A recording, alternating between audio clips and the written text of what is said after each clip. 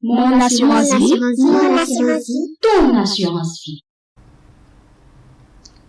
Mon frère, ma sœur, bienheureux du Seigneur, bonjour. Aujourd'hui, nous lirons les versets dans l'évangile de Jean, chapitre 15 et verset 5. L'évangile de Jean, au chapitre 15, le verset 5. Moi, je suis le cep, vous les sarments.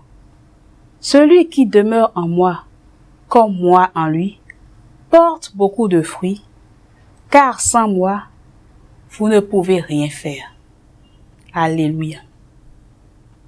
Le Seigneur veut nous parler aujourd'hui de notre identité. Qui sommes-nous? Nous qui avons donné notre vie à Christ. Nous sommes identifiés ici à des sarments. Qu'est-ce qu'un sarment? Un sarment est une branche de la vigne. Jésus, quant à lui, est identifié à un cep. Le cep est le pied de la vigne, en quelque sorte le tronc de l'arbre. Et nous sommes les branches de l'arbre. Serait-il possible à une branche détachée de l'arbre de continuer à vivre et à porter des fruits? Impossible. Une branche qui est détachée meurt parce qu'elle ne reçoit plus de sève de la part du tronc d'arbre pour s'alimenter. Il en est de même d'un chrétien qui ne reste pas connecté au Seigneur. Il ne pourra pas prospérer. Nous appartenons au Seigneur Jésus-Christ pour toujours et nous devons rester connectés à lui en tout temps pour pouvoir nous en sortir. Et comment pouvons-nous rester connectés à Jésus-Christ en tout temps? J'ai identifié 4 points qui peuvent nous le permettre.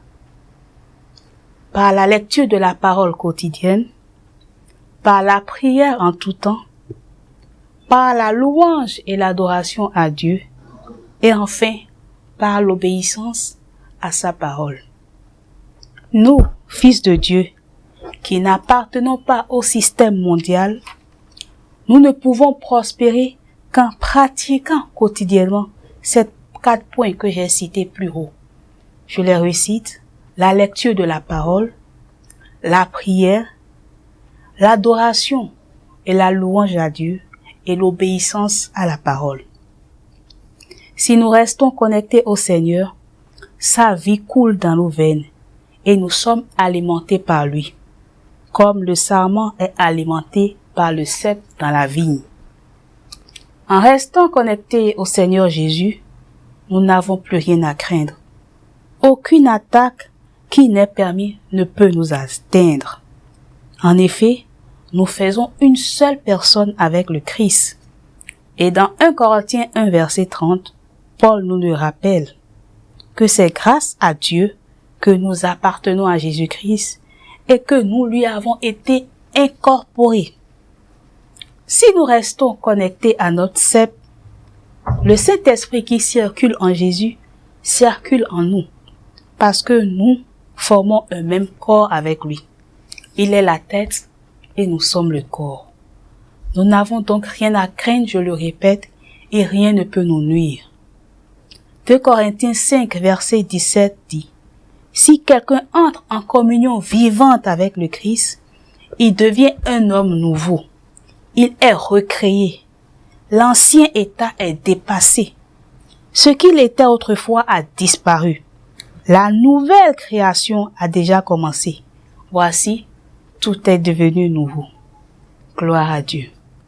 Le seul gage de notre réussite sur cette terre est de rester connecté à Jésus, afin que le bonheur, la prospérité, la richesse, la réussite, la gloire, la faveur, l'élévation, la guérison, la fécondité soient de notre partage. Amen. Nous allons tout simplement maintenant demander au Saint-Esprit de nous aider à rester connectés au Seigneur Jésus à tout temps, en tout temps. Ferme les yeux. Saint-Esprit, nous avons besoin de toi. pour rester connectés à notre cep, au Seigneur Jésus. Le quotidien que nous vivons a tendance de nous éloigner de lui.